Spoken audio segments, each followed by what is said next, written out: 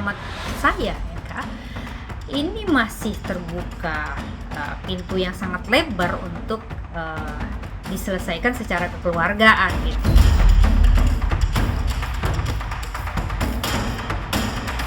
Lesti Kejora belum menanggapi somasi dari pengacara Yoni Dores, maka mereka juga punya hak jawab, hak diam.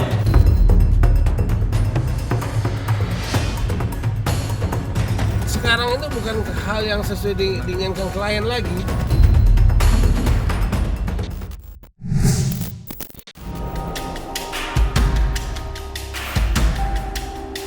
Langkah tegas pencipta lagu Yoni Dores dengan melaporkan Lesti Kejora atas dugaan pelanggaran hak cipta masih menyisakan simpang siur yang ramai dibicarakan jagat maya. Apalagi pada tanggal 28 Mei 2025 silam, pihak Yoni Dores kembali menyambangi Polda Metro Jaya untuk melaksanakan pemeriksaan lanjutan pihak pelapor. Dan bukan itu saja, dalam kunjungan kemarin, pihak Yoni Dores pun dikabarkan memboyong beberapa bukti-bukti baru. Sontak saja, hal itu pun membuat publik semakin yakin bila kasus ini akan terus berjalan secara hukum. Lantas, seperti apakah praktisi hukum Disna Riantina menyikapi hal ini? Masih mungkinkah bagi Lesti Kejora dan Yoni Dores untuk dipertemukan secara damai melalui tahap restoratif justice? Apakah kemudian permasalahan Lesti Kejora dengan Yoni Dores ini masih bisa diselesaikan secara kekeluargaan? Menurut hemat saya, Kak, ini masih terbuka pintu yang sangat lebar untuk diselesaikan secara kekeluargaan gitu. Namun bisa juga kita lihat dari segi hukum itu sendiri. Misalkan di dalam pasal 113 ini merupakan delik aduan begitu, penyelesaian secara kekeluargaan itu masih sangat mungkin terjadi. Namun sangat tergantung pada itikat baik kedua belah pihak. Misalkan saja jika kita lihat dari sisi Lesti Kejora begitu, apakah kemudian Lesti Kejora mau gitu menginisiasi atau mungkin merintis jalan perdamaian terhadap pelapor dengan cara berkomunikasi gitu. Ya, nanti silakan aja, nanti kita akan coba atur kapan mau misalnya melakukan pertemuan itu ya, nanti kita perkembangan saja. Oke. Tapi Lesti siap nggak sih Bang kalau dipanggil, misalnya kalau ada apa-apa gitu Ya, kami dipanggil? sebisa mungkin kooperatif aja. Atau misalkan dari sisi terlapor gitu, yaitu Yoni Dores mampu menurunkan obsesi atau hasrat pemidanaan yang kemudian muncul di benaknya begitu, atau meneruskan pelaporan terhadap pelapor gitu. Jadi dia menghentikan itu dengan itikat tentunya kekeluargaan gitu, penyelesaian secara kekeluargaan gitu. Selain itu, langkah kemudian yang bisa diambil oleh Lesti Kejora di sisi dia mau merintis jalan perdamaian atau justru dia akan memvalidasi tuduhan pelanggaran hak cipta terhadap dirinya gitu dengan mengikuti semua proses hukum, bahkan untuk melakukan pelaporan balik dan juga gugatan balik begitu Kak. Jadi langkah-langkah yang bisa dilakukan Lesti demikian gitu.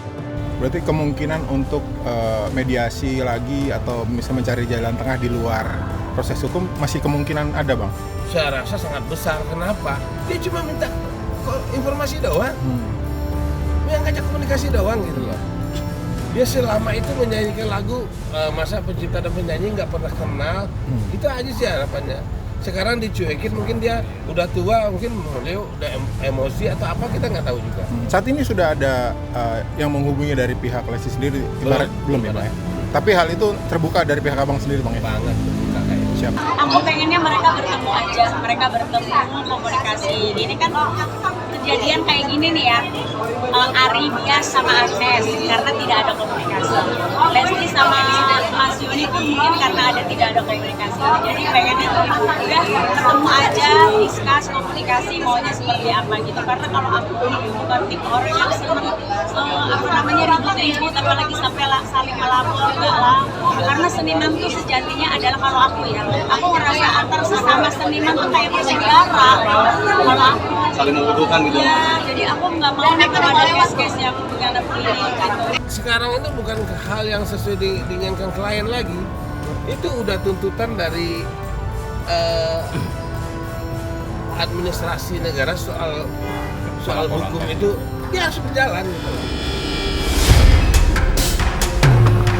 Perkara dugaan pelanggaran hak cipta yang dilayangkan oleh Yoni Dores memang berhasil membuat gempar. Selain karena sikap mereka yang dinilai begitu tegas, tetapi juga aksi pihak Lesti yang seakan bungkam tanpa suara. Ya, walaupun sudah menunjuk advokat Sadra Seskoadi sebagai kuasa hukumnya, pihak Lesti masih saja enggan berkomentar banyak. Ketika ditemui sebelumnya, Sadra hanya mengaku pihaknya menghormati langkah Yoni dan siap berkooperatif dengan baik. Hal itu tentu membuat banyak pihak menjadi bertanya, ada apa sebenarnya di balik diam pihak Lesti? Lantas, seperti apakah pandangan hukum para advokat terkait sikap pihak Lesti? Dalam hal ini, sampai hari ini kalau pihak Lesti Kejora belum menanggapi somasi dari pengacara Yoni Dores, maka mereka juga punya hak jawab, hak diam. Jadi ya itu kembali lagi kepada Lesti Kejora mereka. Saya pikir nggak ada salahnya, cuma ya dia harus memperhatikan baik-baik, jangan sampai dia diam, tahu-tahu Lesti Kejora udah jadi tersangka. Nah di situ yang saya khawatirkan. Kalau kewajiban untuk merespon, saya pikir itu kembali lagi kepada haknya Lesti Kejora dan pengacaranya. Dia nggak mau respon nggak ada masalah di situ. Tapi menurut saya sebaiknya mereka respon, karena diam terus nanti masyarakat terus bertanya-tanya kan. Menurut hemat saya, Lesti Kejora tidak mengeluarkan pernyataan hingga hari ini merupakan tindakan yang sangat terukur gitu Kak, dan juga bijak dari sisi komunikasi gitu ya. Mengapa demikian? Karena menurut hemat saya Lesti sangat paham bahwa pernyataan yang dia buat hanya akan berfungsi dengan baik ketika dituangkan dalam berita acara pemeriksaan. Mengapa demikian? Karena memang kasus ini sudah masuk di dalam ranah hukum pidana begitu, sehingga menurut hemat saya Lesti kemudian lebih bijak jika mengeluarkan pernyataan yang tertuang di dalam berita acara pemeriksaan di kepolisian. Bahkan jika bisa kita sebut bahwa Lesti ini diam, maka menurut hemat saya Lesti tidak benar-benar diam gitu, diam dalam arti yang sesungguhnya gitu ya. Lesti justru menunjukkan konsep logika berpikir yang matang dalam menyaring setiap pernyataan yang dia keluarkan begitu kan. Apalagi misalkan jika kita sandingkan dari etika sosial berkomunikasi begitu, maka ini adalah cara jitu untuk tidak memunculkan konflik-konflik baru terhadap pihak-pihak yang kemudian tidak memiliki persepsi yang sama gitu kan. Ungkapnya Lesti Kejora ketika menanggapi laporan pidana dari pihak Yoni Dores memang dianggap bijak oleh beberapa pihak. Mengingat dengan itu, Lesti disebut-sebut hanya akan memberikan pernyataan resmi kala menuangkan berita acara pemeriksaan alias BAP. Namun mirisnya, hal itu justru melahirkan spekulasi dan pendapat miring di masyarakat. Sampai-sampai beberapa pihak seakan menyebut bila diamnya Lesti merupakan pengakuan kesalahan. Lantas seperti apakah para advokat menyikapi kabar miring itu berdasarkan kacamata hukum? Jika ada sebagian pihak yang kemudian berpendapat bahwa diamnya Lesti merupakan wujud pengakuan gitu, atau misalkan ada juga sebagian pihak yang menyatakan bahwa Lesti berkewajiban untuk menjawab. Tapi di dunia hukum tidak demikian. Di dunia hukum dikenal dengan hak untuk menjawab, bahkan hak untuk tidak menjawab. Misalkan saja di berbagai negara begitu ya, kita dapat ambil contoh misalkan di Amerika Serikat, jadi bukan hanya di Indonesia gitu, dikenal dengan istilah Miranda Rules gitu, atau the right remain to silent, yakni hak diam begitu Kak. Hak diam ini bertujuan untuk memastikan bahwa proses hukum itu berjalan dengan sesungguhnya gitu. Apa sih sesungguhnya gitu?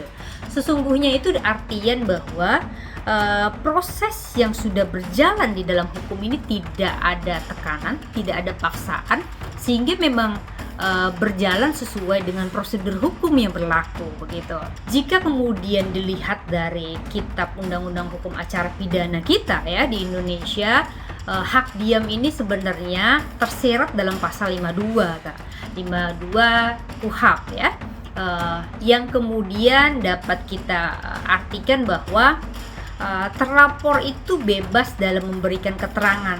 Apa itu makna bebas? Yaitu dia boleh memberikan keterangan secara menyeluruh, boleh juga kemudian sebagian, boleh juga kemudian tidak memberikan keterangan gitu atau diam begitu ya.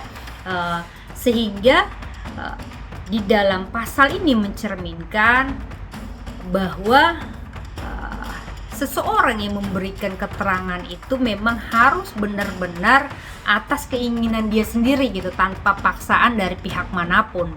Ya, itu bisa jadi bola liar di situ, jadi digoreng, jadi masyarakat kan karena mereka diam terus, tidak ada jawaban, tidak ada tanggapan, tidak ada omongan, bisa saja masyarakat menduga bahwa benar yang dilakukan oleh Lesti Kejora ini.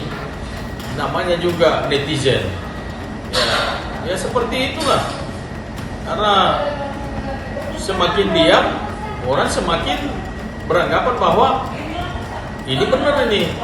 Lesti memang melakukan pelanggaran.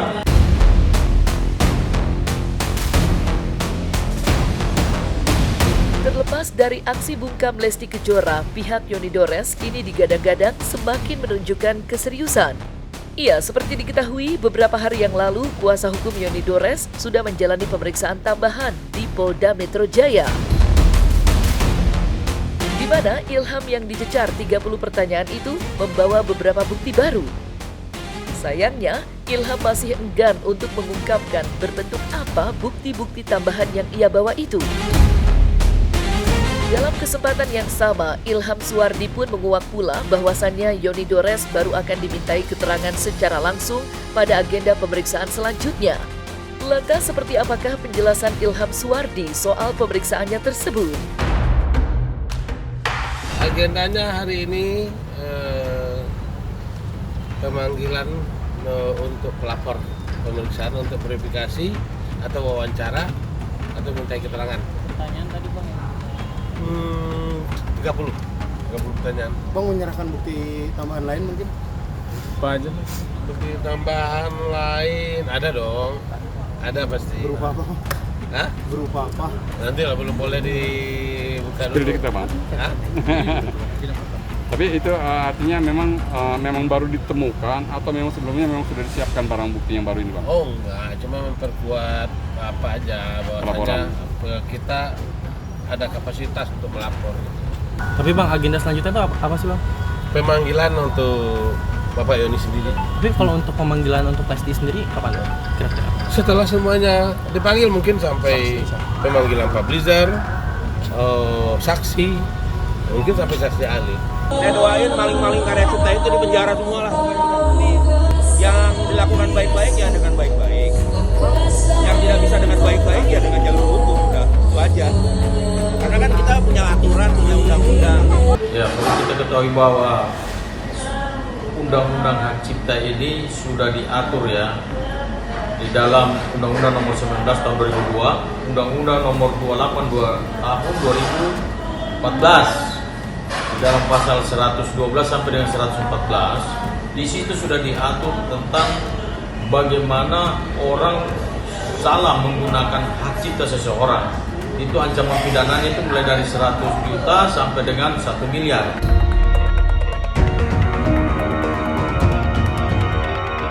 Tak dapat dipungkiri memang simpang siur kasus perkara dugaan pelanggaran hak royalti yang menyeret nama Yonidores dan Lesti Kejora memang menjadi pusat perhatian panggung hiburan tanah air. Jutaan pasang mata kini terpaku mengamati setiap kabar terbaru yang terkuak setiap harinya. Namun miris, hal itu menghasilkan efek negatif yang terasa perih bagi pihak Yoni Dores. Ia kini namanya habis diterpa caci maki dari pihak-pihak yang kurang setuju dengan langkahnya. Dan mirisnya lagi, kenyataan itu kini memaksa kondisi Yoni Dores menjadi menurun. Ketika ditemui pasca menjalani pemeriksaan, Ilham selaku sang kuasa hukum tidak menampik kabar itu. Lantas seperti apakah penjelasan Ilham Suwardi terkait kondisi kliennya saat ini? Oh, lumayan lah, sesuai dengan umur lah. Sesuai dengan umur tingkat stresnya. Kalau dibilang stres, dia mencoba menampik itu, tapi nggak bisa juga, tetap dia berpikir. Mungkin itu satu konsekuensi ya, Tetapi laporan ini memang nggak mau berjalan. Jadi pasti sampai ujung juga yang pasti. Apapun ujungnya kita nggak tahu. Bapak merasa terzolimi nggak?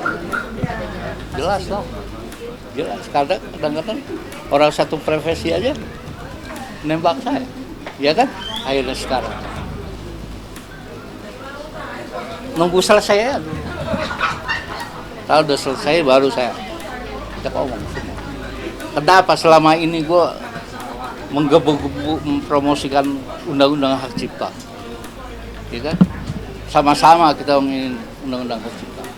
Begitu kejadian ke saya, kok sekarang malah saya diserang. Di mana gue salahnya? Saya tidak merasa bersalah sampai sekarang. Saya cuma menanyakan hak aja. Ini Lesti nyanyi lagu ini, izinnya dari siapa? Apa orang lain disuruh orang lain misalnya gitu kan? Untuk yang kasusnya Lesti ini ya saya sih sama sekali belum pernah tahu materinya bentuknya kayak gimana sih. Gitu. Ya jadi mohon maaf saya belum bisa berbicara banyak karena saya juga kan takut salah gitu. Menyayangkan aja sih kalau memang kasus ini sampai panjang banget apalagi ke ranah hukum yang semestinya harus bisa dibicarakan, dimusyawarahkan secara kekeluargaan. Kita bayunin gimana seperti apa baiknya kedua belah pihak gitu. Itu sih. Nah, selesai sudah Cumi Lovers, saksikan terus Cumi Camp In Depth, kabar lengkap, mendalam dan akurat dari narasumber terpercaya. Dan jangan lupa untuk like, subscribe dan juga share channel YouTube Cumi Cumi.